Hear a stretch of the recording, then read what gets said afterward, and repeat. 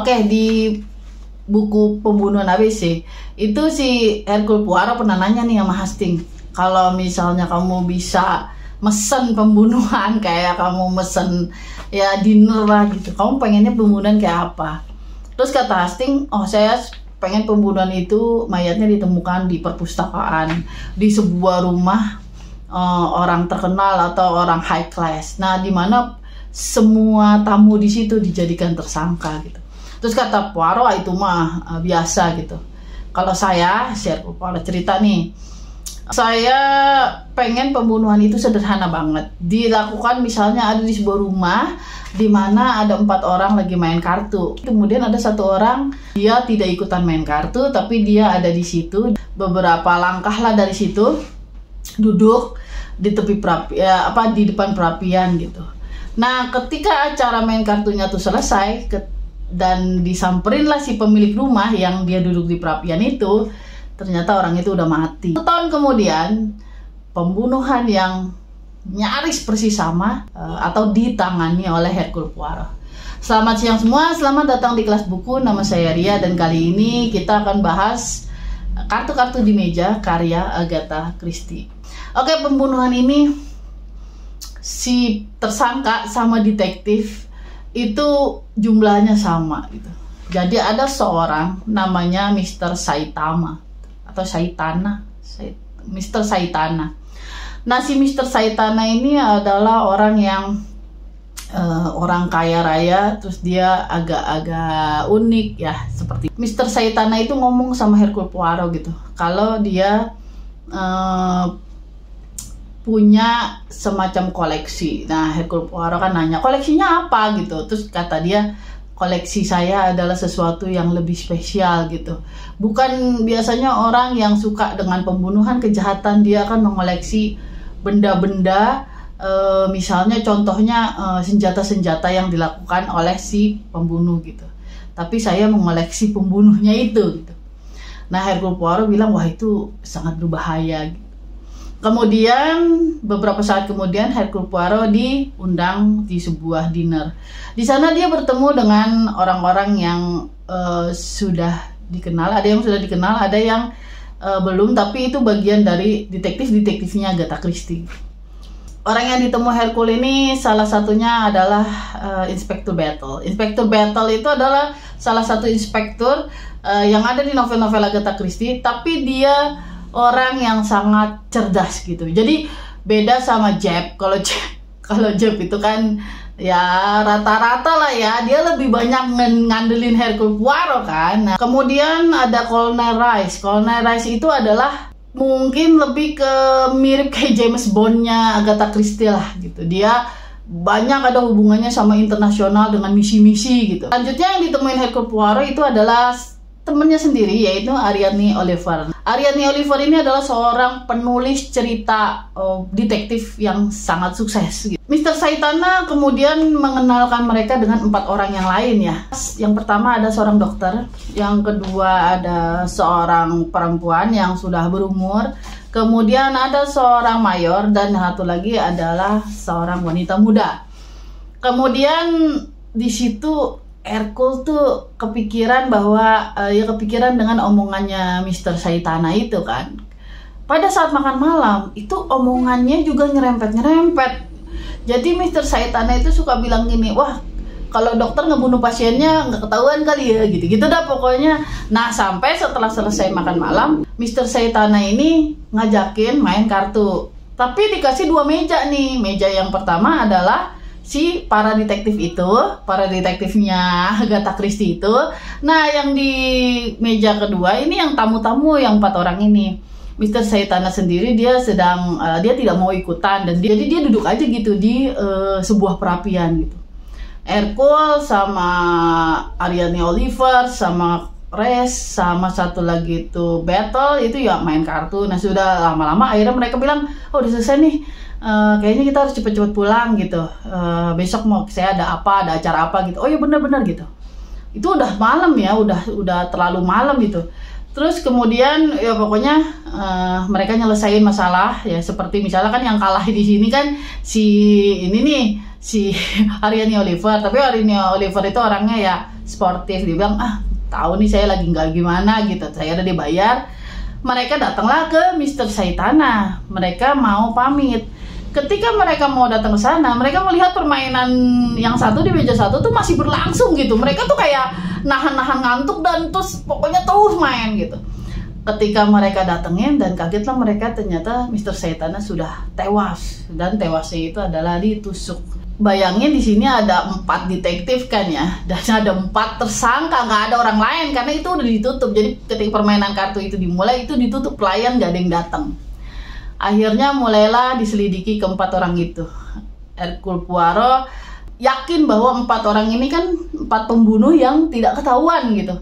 Nah, pasti salah satu di antara mereka yang melakukan pembunuhan terhadap Mr. Saitana. Kemudian si Hercule Poirot mulai menyelidiki, ada apa sih di balik 4 orang ini gitu. Jadi Agatha Christie sendiri ketika awal buku dia bilang bahwa ini buku yang menurut saya sangat menarik, tapi mungkin penggemar saya atau pembaca buku saya tidak sepakat dengan saya. Si pembunuhnya itu memang orang yang jelas gitu. Ya perkara lu lihat apa enggak gitu motifnya itu beda lagi kan. Tugasnya Agatha Christie itu gimana caranya motifnya nggak kelihatan atau dialihkan ke yang lain. Tapi si pembunuhnya itu harus orang yang emang motifnya paling kuat dan harus dikasih tahu gitu, harus dikasih petunjuk dari awal. Nggak ada yang namanya pelaku pembunuhan itu tiba-tiba nongol di akhir gitu misalnya, nggak ada. Agatha Christie nggak mau seperti itu, dan ini adalah buku yang paling gamblang gitu, dibilang paling jelas gitu. Kalau Agatha Christie sendiri mengatakan bahwa ini adalah kasus favoritnya Hercule Poirot ya. Tapi kalau saya pribadi, saya suka dengan buku ini tapi bukan favorit saya. Saya suka salah satunya adalah karena di sini ada Ariadne Oliver. Dia itu orang yang kalau kata Max Mallowan itu adalah satirnya Agatha Christie terhadap dirinya sendiri gitu. Jadi itu emang Agatha Christie si Ariadne Oliver. Cuma dia menulisnya secara satir. Dan saya sendiri sih kalau bayangin ya gimana. Jadi dia itu Nyonya Oliver ini suka banget makan apel. Jadi dia selalu bawa sebungkus apel. Dia makan apel di mana-mana. Terus kemudian dia itu selalu ganti-ganti gaya rambut. Walaupun kadang-kadang gak cocok. Jadi kadang rambutnya tinggi banget, kadang rambutnya bugar banget gitu, macem-macem deh. Terus yang saya bingung adalah di situ kan ada adegan di mana salah satu tokoh itu dia memenuhi undangan Nyonya Oliver untuk datang ke rumahnya. Dan begitu rumahnya dibuka gitu ya, di dalam rumahnya itu udah kayak hutan. Dan banyak banget burung. Jadi burung itu pada terbangan di mana-mana. Dan Nyonya Oliver kayaknya nggak keganggu dengan itu. Dia asik aja gitu nulis. Dia nulis aja terus. Kalau nggak nulis ya dia berdebat lah sama cowok-cowok itu. Nyonya Oliver itu selalu ngomong bahwa detektif itu harusnya perempuan gitu.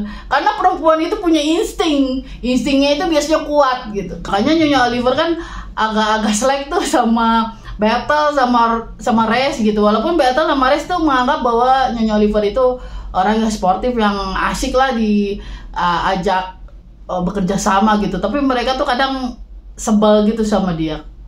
Hercule Poirot di sini tuh menyelidiki dengan cara-cara yang seperti biasanya dia gitu. Awal-awal penyelidikan Hercule itu saya nggak ngerti, dan sampai sekarang pun saya nggak ngerti sebetulnya. Karena Hercule itu bisa memahami orang dari permainan kartu. Sementara permainan kartu itu kan permainan yang tidak saya kenal gitu. Jadi ketika Hercule baca catatan permainan itu, terus kemudian dia bisa mengerti, oh ternyata orangnya seperti ini, oh ternyata orang seperti itu. Saya percaya sih kita bisa melihat bagaimana suasana hati, gimana watak seseorang dari jejak-jejak seperti itu. Cuma karena saya nggak ngerti permainan kartunya, jadi saya tuh bingung. Kalau misalnya permainan misalnya catur gitu yang saya ngerti, ya mungkin saya bisa kebayang gitu. Kelemahannya menurut saya karena kebanyakan tokoh detektif, sementara di buku ini kita fokus ke Hercule dan ke Oliver gitu. Jadi ada beberapa hal yang dilakukan itu di luar dari yang diceritakan. Misalnya kalau Naira pergi, dia menyelidiki sesuatu, tiba-tiba balik gitu, udah ada gitu. Karena kan kalau Nares itu adalah secret service ya, dia tuh agen bukan detektif. Dan Battle itu juga sibuk banget sama pekerjaan-pekerjaannya dia gitu. Tapi pada akhirnya ya pembunuhnya itu memang sesuai dengan Agatha Christie banget. Orang yang mungkin bisa dibilang gayanya dia, caranya dia seperti, dan orang yang paling terancam kalau misalnya dia terbongkar kasus yang sebelumnya. Bukan orang yang tiba-tiba nongol atau orang yang kelihatannya kayaknya bukan nih, ini nggak mungkin gitu. Salah satu uniknya dari buku ini adalah buku ini ternyata sangat susah untuk diadaptasi gitu. Jadi ada beberapa adaptasi. Adaptasi yang pertama tuh film, saya belum nonton ya, nggak tahu gimana. Tapi katanya adaptasi drama yang dibuat itu sangat tidak menarik gitu. Bukan tidak menarik sih, orang tuh nggak ngerti ceritanya, jadi lebih ke humor gitu. Walaupun emang di buku ini dari awal memang ada humor selalu, apalagi kalau tokohnya ada Ariadne Oliver gitu. Di drama panggung ini dibuat berlebihan gitu, sehingga akhirnya orang jadi merasa bahwa kok ini nggak nyambung ya, kok kurang sesuai. Orang baca bukunya seneng, tapi ketika nonton dramanya kok nggak suka gitu. Kemudian yang sangat mengecewakan banget malah ini adalah yang serial Agatha Christie Poirot. Nah itu biasanya di drama itu setiap episode, jadi itu kayak serial yang tayang di Inggris, tapi dia satu seasonnya tuh paling cuma 4 atau 5 episode gitu. Nah biasanya episode itu diambil dari episode satu buku, satu ceritanya si Agatha Christie. Jadi walaupun satu episodenya bukan 1 jam, bisa 2 jam gitu. Nah biasanya bagus itu, tapi ini tuh aneh, terlalu banyak dirubah. Misalnya contohnya kalau di buku kan udah jelas ya, ini ada 4 tersangka, ada 4 detektif. Tapi kalau di sini itu detektifnya cuma tinggal 2, tinggal si Hercule Poirot sama si Ariadne Oliver. Jadi Kolonel Rice sama Battle itu nggak ada, diganti orang. Jadi tersangkanya ada 6 sebetulnya. Walaupun yang 2 ini memang detektif juga, cuma tidak jelas kan. Beda dengan ketika kita baca bukunya, kita tahu bahwa ini tuh detektif Agatha Christie. Nggak mungkin tiba-tiba dia pembunuh gitu. Ya walaupun mungkin aja sih, cuma kayaknya nggak mungkin gitu. Nah kalau di situ kan 2 orang itu kita nggak kenal, dan bisa aja pembunuhan dilakukan oleh seorang polisi kan. Kemudian dirubahnya lagi adalah tiba-tiba misalnya salah satu, kan ada dua ini nih, ada 2 tersangka perempuan, yang satu agak tua, yang satu masih muda. Tiba-tiba yang masih muda ini jadi anaknya yang satu lagi gitu. Terus kemudian kasusnya si dokter misalnya, dokter itu kan kasus masa lalunya ya, itu kan dia itu terlibat cinta segitiga ya, ada suami istri gitu. Terus kemudian si istrinya ini ada affair nih sama dokter itu. Kemudian dokter itu kan ngebunuh salah satu atau dua-duanya gitu, karena nggak jelas kan kasusnya, makanya tidak terungkap. Tapi kalau dalam cerita yang drama itu dipelintir sehingga si dokter ini ada mainnya sama si suaminya. Jadi ini ada masalah main LGBT gitu. Dan yang lucunya adalah pengungkapan bahwa dia tuh LGBT itu karena si dokter itu tidak pernah pacaran dengan perempuan gitu. Jadi cuma begitu doang. Menurut saya sih agak kurang jelas ya kayak gitu. Masa cuma gara-gara sekretarisnya bilang, sekretarisnya itu cantik ceritanya, terus kemudian sekretarisnya bilang bahwa si dokter itu nggak suka sama saya gitu, nggak pernah dia ngelirik saya, kayaknya dia tuh LGBT. Masa aneh ya kan bisa aja emang nggak suka gitu.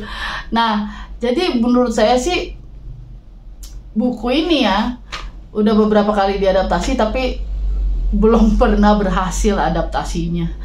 Dan ya mudah-mudahan suatu saat nanti saya bisa nonton adaptasi yang lumayan lah dari buku yang ini. Oke, sampai di sini pembahasan buku kali ini.